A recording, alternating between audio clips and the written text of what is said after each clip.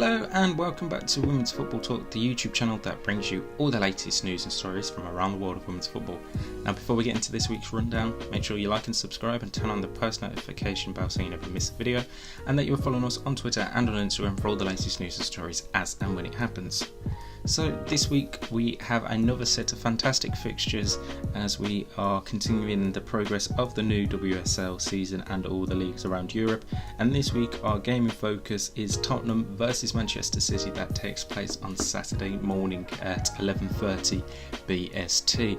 Now it's going to be a really good game because it's 7th versus 8th, and if we go on last week it was 2 wins for both sides. So Spurs managed to beat Liverpool 1-0 thanks to an own goal from Nifahi after some great work by Celine Bizet, and then Manchester City managed to pick up their first win of the season by putting 4 past Leicester City. So if we look back on that Spurs game against Liverpool, it's a really good game for them. I think they controlled it really well and they thoroughly deserved that win. I mean, standout players for me was Shalina Zadorsky and Amy Turner, and obviously if you follow us on Twitter and on Instagram you would have seen that they made it into the team of the week that we had, and I think both of them are absolutely fantastic, and it was really easy for Amy Turner down that right hand side. When she had to defend, she did it really well, and she managed to put in a really good attacking display as well, helping out Drew Spence on that right hand side, and that was really easy for Rhian Skinner's side to pick up the win. I think again, barring injuries, expect pretty much the same lineup. So Korpler in goal, Amy Turner, Molly Bartrip, Shalina Zadorsky in defence, then midfield of Osmita Ale, Evelina Summerman, Angahara James, Celine Bizet, and then up front of Ashley Neville, Drew Spence and Nikola Kozaczewska. So really good for Spurs that game last week, and then it's going to be a much obviously harder challenge because Manchester City are seen as a top team despite this season not being able to show for it. And then if we look at the Manchester City side of things, picking up that 4-0 win last week against Leicester City definitely helped them, with Kadia Shaw scoring a brace, and then Lauren Hemp and Yui Hasegawa scoring her first goal for the club since the summer move from West Ham United. Much better performance than their 2 games prior to that. They looked a lot more solid, so backline of Esme Morgan, Alex Greenwood, Leah Alexandri and Kirsten Kashbrai probably all put in their best performances of the season so far for Gareth Taylor's side, and again, as far as I know, they haven't got any injuries to worry about, so I wouldn't expect too much changes. Maybe 1 or 2, like Laura Coombs or Chloe Kelly may get dropped because Chloe Kelly really hasn't had the best of starts to this season so far, but things may change obviously in due course for Manchester City. So it is 7th versus 8th, and it's going to be a really interesting battle to see what goes on there.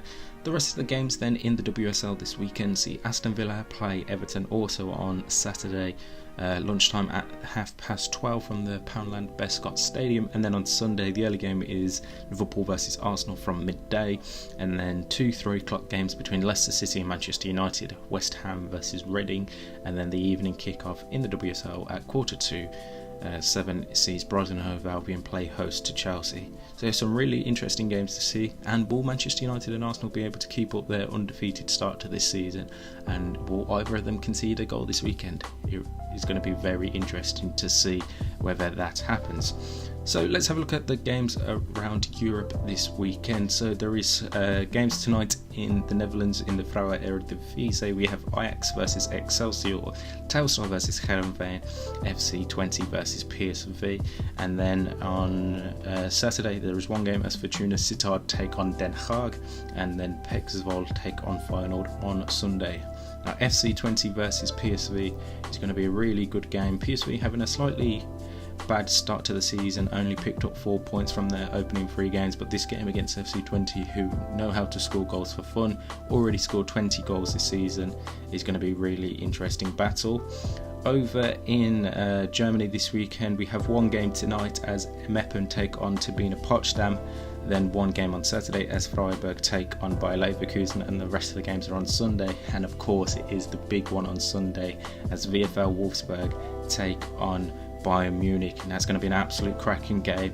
It obviously won't decide the title because it's only match day 5 of the season, but the top 2 teams vying for the title in Germany, it's going to be really exciting to see that one take place.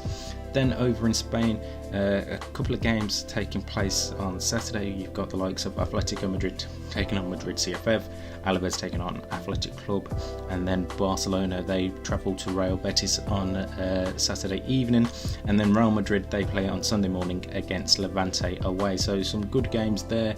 Also in Spain. In Italy this weekend as well, we've got 2 games taking place on Saturday: Parma versus Pomigliano and AC Milan versus Juventus, and then the rest of the games taking place on Sunday. So expect Inter Milan to pick up a victory on their season, as they are yet to lose this season, as well as Juventus as well, who are also undefeated this season so far.